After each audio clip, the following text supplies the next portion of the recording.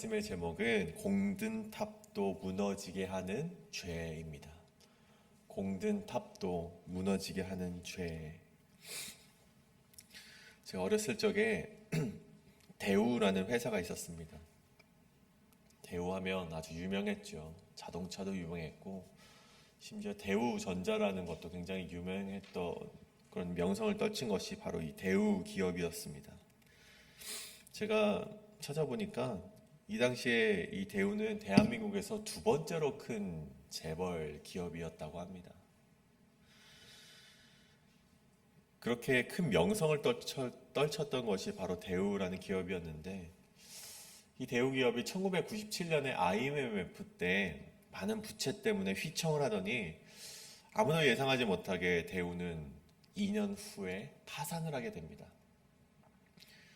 산하에 있던 대우자동차는 다른 회사에도 인수가 되고 각 계열사는요 매각이 되어버렸던 그런 사건이 1999년도에 일어난 사건이죠.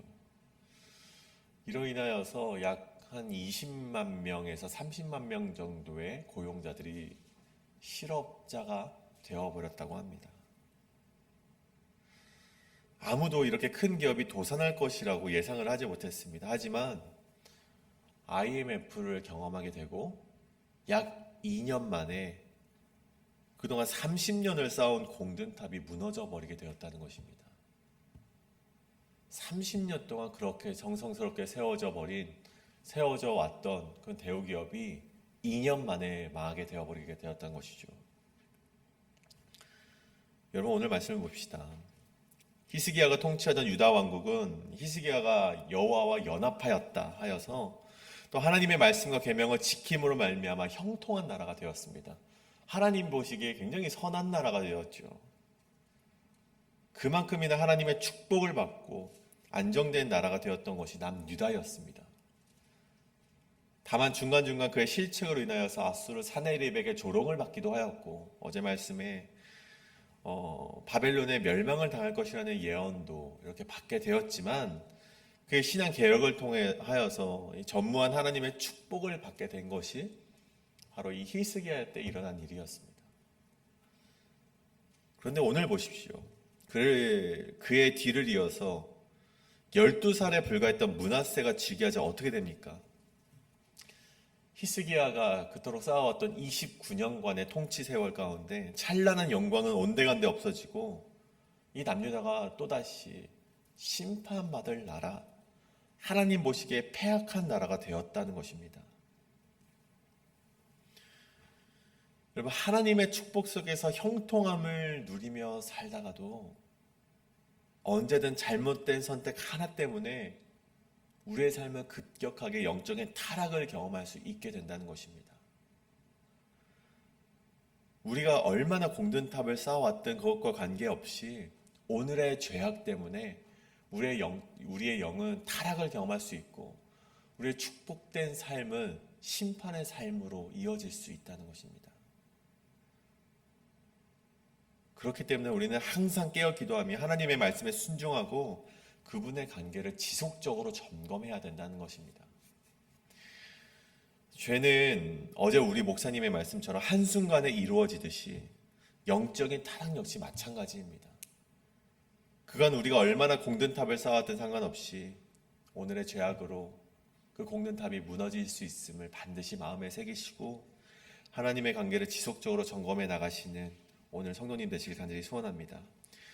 그렇다면 공든탑도 무너지게 하는 죄, 우리 두 가지로 오늘 말씀을 살펴볼 수 있는데, 첫 번째는 악에 대한 하나님의 판결은 명확하다는 것입니다. 악에 대한 하나님의 판결은 명확하다는 것이죠. 히스기야의 뒤를 이어 므낫세가 왕이 되었을 때 그는 아버지와 다른 길을 걷게 됩니다. 이전의 말씀에 나와 있죠.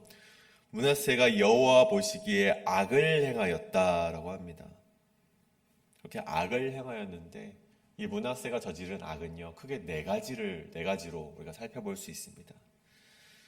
첫 번째는 우리 3절 초반부에 나오죠.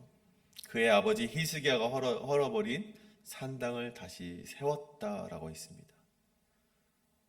므낫세가 저지른 첫 번째 악은 히스기야가 없앴던 산당을 세운 것이었습니다. 그동안 선하다고 평가받던 남유다, 이 요아스나 아마샤나 우시야도 내버려 두었던 산당이었습니다. 그가 여호와 보시기에 정직한 길로 행했지만 그들이 이 산당을 제거하지 못하여서 하나님의 마음을 아프게 했었는데, 이 산당을 없앴던 왕이 누구입니까?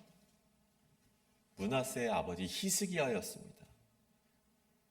그 결과 하나님의 말씀에 따라 예루살렘에서 집중된 하나의 예배를 드릴 수 있게 다시금 그런 신앙 개혁을 했던 것이 히스기야였는데, 오늘 보십시오. 므낫세는 또다시 산당을 세움으로 말미암아 예루살렘의 이 집중된 예배를 흐트러지게 하고 또 하나 될 수 있게 하였던 남유다 백성들의 신앙을요, 또다시 뿔뿔이 흩어지게 했던 죄악을 범한 것이 바로 이 므낫세의 첫 번째 죄악이라는 것입니다. 이것이 바로 므낫세가 행했던 첫 번째 악행이었습니다. 근데 이뿐만이 아니죠. 두 번째는 바알과 아세라를 섬겼던 우상숭배자 아합의 죄악을 그대로 답습했다는 것이 이 므낫세의 두 번째 악행이었습니다. 여러분, 북이스라엘에서 이 아합이 이 이세벨과 결혼을 하여서 이 바알과 아세라의 신앙을 가져오게 되지 않습니까? 북이스라엘에는요, 이 바알의 이런 우상숭배가 만연했지만 남유다에서는 이 바알을 섬겼던 왕이 딱 3명이 있었습니다. 이 아합과 이세벨의 딸이었던 이 아달랴와, 그리고 히스기야의 아버지였던 아하스 왕과, 세 번째 왕은 바로 그 아하스의 손자 되는 오늘 말씀의 므낫세 왕이 바로 그 왕이었습니다. 그런 악행의 모델이 된 것은 오늘 말씀에서처럼 바로 북이스라엘의 아합 왕이었죠. 아니, 아버지를 닮으면 됐을 텐데 왜 정말 그 조상의 조상, 그리고 자신의 왕국의 조상도 아닌 북이스라엘 왕의 조상이었던 그 아합의 왕을 따라서 이런 죄악을 범하는지 참 하나님의 마음을 아프게 했던 므낫세였습니다. 그런 아합을 따라 바알과 아세라를 위한 제단을 쌓았던 것이 므낫세였고, 심지어 보십시오. 7절에 보면 이전의 왕들이 아무리 악행을 저질렀어도 감히 시도하지 못했던 행위를 저지르게 됩니다. 무엇이죠? 자기가 아로새겨 만든 아세라 목생을 여호와의 성전에 세우게 되는 것이 이 므낫세의 악이었다는 것입니다. 바로 이 여호와를 찬양해야 되고 여호와의 말씀만 울려 퍼져야 되는 이 예배당에 우상을 만들어버린 그런 죄악이 바로 므낫세였다는 것이죠. 근데 여러분, 여기서 끝나는 것이 아닙니다. 세 번째로 므낫세가 저지른 악행이 또 나옵니다. 우리 3절 마지막 부분에 보면 1월 성신을 숭배하였다고 나옵니다. 여러분, 1월 성신이란 히브리어로 직역하면 콜 체바 하샤마임, 이것은 하늘에 있는 모든 무리들이라고 표현이 되어 있습니다. 즉 해와 달과 별들을 숭배하는 신앙을 말하는 것이죠. 근데 이런 숭배는요, 이방 족속들에게는 굉장히 흔한 신앙이었다고 합니다. 특히 아수르에는 이런 천문학과 점성술이 발전하게 되었는데 그 영향을 받았던 북이스라엘에서도 이런 1월 성신을 숭배하는 신앙이 굉장히 만연해 있었다고 합니다. 근데 남유다는요, 이 아하스 왕 때, 이 바알을 섬겼던 아하스 왕 때 잠깐 숭배되었다가 비로소 이 므낫세 왕에 와서야 이제 완전히 1월 성신을 섬기게 되는 우상으로 자리 잡았다는 것이죠. 여러분, 이를 우려했던 모세가요, 신명기 4장 19절에서 이런 말을 이미 이 자신의 백성들에게 한 적이 있습니다. 또 그리하여 내가 하늘을 향하여 눈을 들어 해와 달과 별들, 하늘 위의 모든 천체 곧 너희 하나님 여호와께서 천하 만민을 위하여 배정하신 것을 보고 미혹하여 그것에 경배하며 섬기지 말라. 이미 그 지역에 1월 성신을 숭배하는 자들이 있었음을 모세는 알고 있었고, 그것을 보며 미혹될까 우려했던 모세는요, 자신의 백성들에게 너희 그것 때문에 미혹되어서 제발 섬기지 말아라. 이것은 하나님이 만드신 것일 뿐이다. 너희는 그것을 만드신 하나님만을 숭배하여라. 모세가 이미 이렇게 말했음에도 불구하고 므낫세는 결국 이마저도 이 말씀을 어기며 남유다가 죄악된 길을 걸어가도록 악을 저질렀다는 것입니다. 근데 여러분, 여기서 끝이 아닙니다. 므낫세는 또 악을 저지릅니다. 그는 자기 아들을 불거한 대로 지나가게 하는 인신제사 행위와 사람을 미혹시키는 점과 사술, 그리고 죽은 자와의 접신을 하는 무당, 남자 무당을 신임하는 행위들을 벌이게 되었다는 것이죠. 완전 이 남유다의 정말 이 혼합된 종교를 가지고 올 수 있는 모든 종교를 가져왔다는 것입니다. 그럼 불가운 대로 지나게 하는 것이 무엇입니까? 여러분, 이미 우리가 함께 나누었었죠. 암몬이 섬기는 몰렉이라는 신을 섬기는 사람들이 하는 그런 제사의 행위가 바로 이것 아닙니까? 불가운 대로 지나가게 하는 것. 어린아이를 불 위에 걷게 하거나 불에 담근 기둥 위에 걷게 하는 인신 제사를 드렸던 것이 그 암몬의 왕, 이 몰렉에게 드리는 제사였습니다.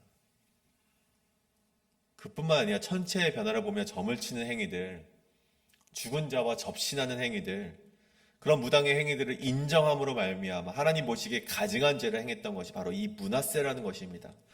그래서 그를 가리켜서 9절에 므낫세의 꾀임을 받고 악을 행한 것이 여호와께서 이스라엘 자손 앞에서 멸하신 여러 민족보다 더 심하였더라라고 되어 있습니다. 여기서 꾀임을 받다라는 히브리어 이트햄은요, 방황하다, 길을 잘못 가다라는 뜻으로 이스라엘 백성에게 이 므낫세 왕이 길을 잘못 가도록 만들었다라는 표현이 됩니다. 그러니까 이스라엘 백성으로 하여금 악으로 빠지게 한 것이 바로 므낫세라는 말씀을 오늘 하나님께서 하시고 계신 것이죠. 히스기야의 행위와 정반대의 행위를 하였던 것이 바로 이 므낫세의 악행이었습니다. 여러분, 그런 그를 향해 하나님께서 어떻게 판결을 하십니까? 13절에 내가 사마리아를 잰 줄과 아합의 집을 달인 보던 추를 예루살렘에 베풀고 또 사람이 그릇을 씻어 엎음같이 예루살렘을 씻어 버릴지라. 여러분, 사마리아를 잰 줄과 아합의 집을 달인 보던 추, 이 줄과 추는 무엇입니까? 이 건물을 올바르게 우리가 삐뚤지 않게 건축하기 위해서 측량하는 도구들을 말하는 것이죠. 사마리아를 잰 줄, 이 줄은 무엇을 말하는 것이죠? 하나님의 율법을 말하는 것입니다. 아합의 집을 달인 보던 추 역시 이 수평의 여부를 측정하는 도구인데, 인간의 행위를 판단하는 판결의 표준이 무엇입니까? 하나님의 말씀 아닙니까? 결국 하나님의 율법과 하나님의 말씀의 그 줄과 추로 예루살렘을 심판하겠다는 하나님의 판결입니다.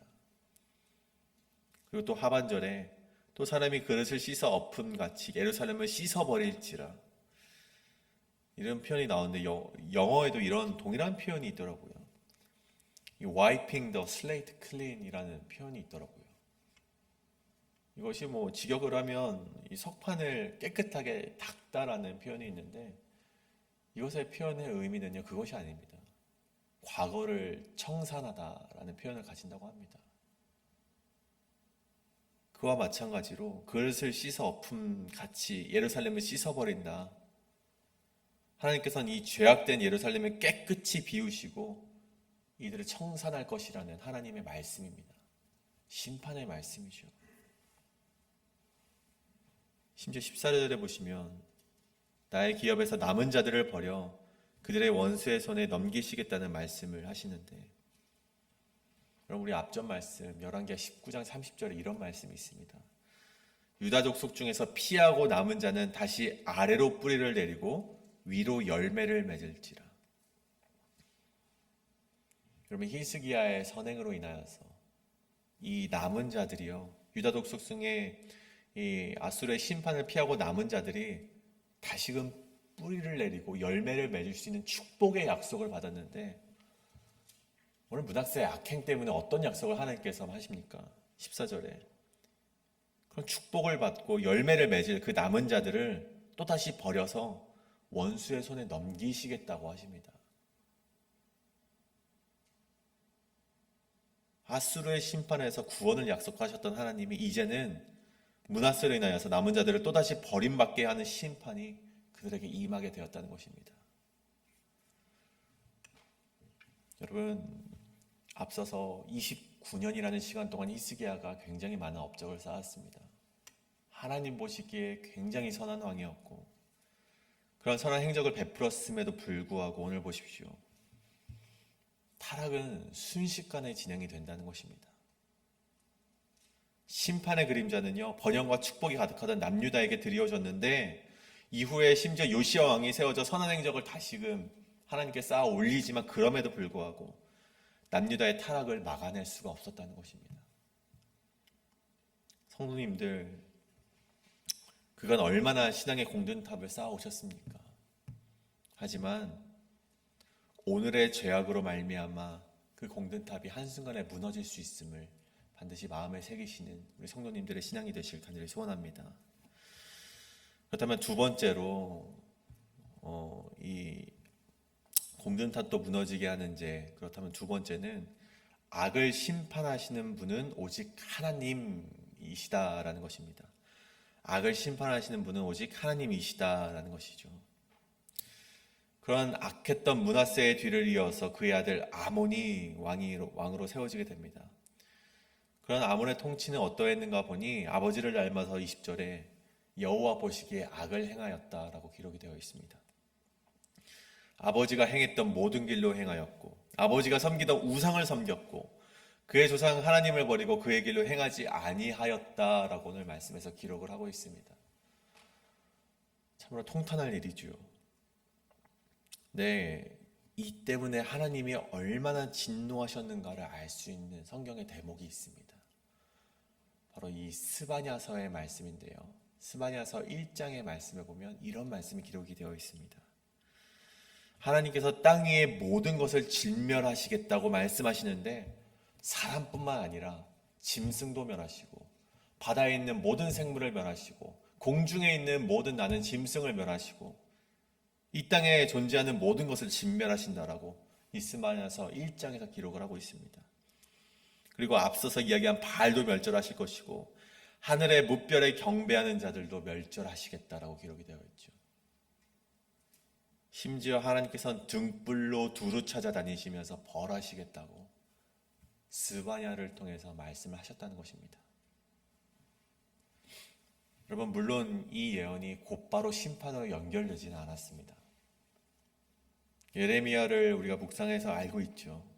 하나님께서는 말은 그렇게 하시지만 그럼에도 하나님께서 심판을 하지 못하시기 때문에 심판을 안 하시는 것이 아니라 그들을 향한 구원의 약속을 이미 하셨고 그들을 사랑하는 마음 때문에 회개할 수 있는 기회를 주셨습니다.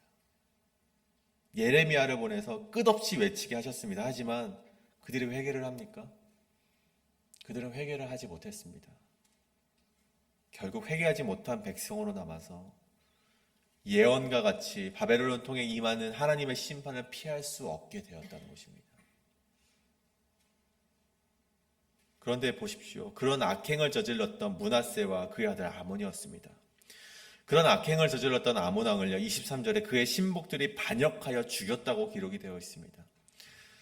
왜 신복들이 아몬 왕을 반역하여 죽였는지의 정확한 이유에 대해서는 기록이 되지 않아서 알 수 없겠지만 예상을 해보건대 우상 숭배를 하고 또 여러 악행을 저지르는 그런 아몬의 악행을 참지 못했던 신하들이 그런 아몬을 살해하였다라고 보는 견해도 있고요. 또 어떤 이는 정치적인 이유 때문에 아몬을 죽이고 그들이 원하는 왕을 세우려 했다라는 그런 견해도 있습니다. 근데 어찌되었건 이 심판은요, 이 아몬의 죽음은 하나님의 손길이 거치지 않은 심판이었다는 것입니다. 왜냐하면 아몬 왕을 죽였던 신복들은요, 자신들의 야욕 때문에 아몬 왕을 살해하였고 하나님은 그 앞에서 그것을 허락하지 않으셨다는 것입니다. 왜냐하면 아몬은 악하여도 다윗 왕과의 혈통을 가진 왕이었기 때문이었습니다. 여러분 보십시오. 하나님께서 다윗 왕조에게 행하신 언약을 깨트리려 했던 아달랴를 보십시오. 그의 아들이 죽임을 당하자 그 유다 왕족의 씨들을 다 죽였던 것이 바로 아달랴 아니겠습니까? 하나님의 영원하신 그 남유다 왕국을 향한 약속, 다윗 왕조를 향한 약속을 끊으려 했던 것이 바로 아달랴였습니다. 그 죄악으로 말미암아 그가 심판을 받게 되었죠. 그런데 오늘 보십시오. 아몬 왕의 신복들은요, 악하여도 그 아몬 왕은 하나님의 약속하신 다윗 왕조의 씨앗들이었습니다. 씨앗이었습니다. 근데 오늘 말씀 어디에도 하나님의 심판으로서 그가 죽임받았다는 글이 없듯이 그들의 그냥 그런 행위대로 아몬 왕을 죽이게 되었습니다. 여러분, 오래전 다윗 왕도 사울을 죽인 자를 죽이도록 명령한 적이 있습니다. 하나님께서 기름 부음 받은 왕을 죽였던 죄를 하나님께서 결코 묵과하지 아니하신 것이죠. 하나님이 세우신 권세자들을 향하여서 자신의 이익이나 보복을 목적으로 행동하는 것은요, 결코 하나님의 뜻이 아니기 때문입니다. 결국 그들이 어떻게 됩니까? 그 아몬의 신복들은요, 유다 국민에 의해서 죽임을 당하게 됩니다. 하나님께서는요, 그런 악한 권세자를 심판하실 때요, 하나님의 백성을 사용하지 않으십니다. 오늘 말씀에 보면 알 수 있듯이 이방 민족을 이용하시거나 이방인의 손을 더럽히심으로 말미암아 하나님의 백성들은 그런 죄악에 빠지지 않도록 하셨음을 우리는 기억해야 합니다. 심판은 우리가 하는 것이 아닙니다. 하나님이 하시는 것입니다. 여러분, 우리는 스스로 악을 심판하는 것이 아니라 하나님만이 그 악을 심판하신다는 것을 기억하시며 오늘 악한 그런 무리들을 마주하게 되었을 때 하나님의 공의로운 그런 그 오른팔이 임할 수 있도록 기도하시는 우리 성도님 되시길 간절히 소원합니다. 사랑하는 성도님, 오늘 말씀을 통해서 우리는 한 개인의 선택과 행위가 공동체와 나라에 얼마나 깊은 영향을 미칠 수 있을지 우리는 함께 발견해냈습니다. 앞선 히스기야가 얼마나 하나님 앞에 온전한 왕이었는지는 중요하지 않습니다. 29년간 얼마나 큰 선행을 하였는지는요, 사실 오늘을 살아가는 우리에게는요, 그게 크게 중요하진 않은 것 같습니다. 왜냐하면 오늘 나의 신앙이 그 히스기야의 신앙을 닮지 못한다면 우리의 신앙은 영적인 타락으로 곤두박질 치고 말아버리기 때문이죠. 다시 한번 말씀드립니다. 하나님의 축복 속에 형통함을 누리다가도 언제든 내가 오늘의 죄악 때문에 내가 오늘 하나님의 말씀대로 살아내지 못한다면 오늘 내가 하나님의 심판이 임할 수 있는 것이 오늘을 살아가는 우리의 신앙이라는 것입니다. 그렇기 때문에 하나님의 말씀에 더욱더 순종하고 그분과의 관계를 지속적으로 점검해내야 되는 신앙이 오늘 우리에게는 반드시 필요하다는 것이죠. 그리고 더 나아가 우리는 그런 하나님의 공의를 신뢰하며 나아가시는 우리 성도님 되시길 간절히 소원합니다. 악은 반드시 심판받으며 그 심판을 하나님께서 이루신다는 것입니다. 우리가 해야 할 일은 이제 분명합니다. 우리는 날마다 하나님 앞에서 회개하시며 그분이 공의로운 오른팔로 이 땅을 치리하시며 이 땅을 이루어가심을 믿으며 나아가시는 우리 성도님 되시길 간절히 소원합니다. 이 시간 함께 우리가 기도하실 때 우리가 이것을 놓고 기도하길 원합니다. 하나님, 내가 이전에 많은 기도를 올렸습니다. 내가 이전에 여러 성경 공부를 하였습니다. 내가 이전에 하나님의 말씀을 정말 많이 따랐고 하나님의 말씀을 많이 읽었습니다. 그렇게 이전의 신앙으로 살아가길 원치 않습니다. 하나님, 내가 오늘 하나님의 말씀을 의지하며 오늘 내가 하나님께 간절히 기도하며 오늘 내가 하나님을 더 알기 위해서 노력하는 신앙인으로서 거듭나게 하여 주시옵소서. 내가 이전의 신앙으로 살아가며 오늘 죄악을 행하는 그런 사람들이 아니라 오늘날 하나님의 그 은혜를 그리고 하나님의 그 사랑과 하나님의 공의를 의지하며 살아가는 내가 되게 하여 주시옵소서라고 시간까지 기도하며 나가시는 시간 되길 원합니다. 함께 기도하시겠습니다.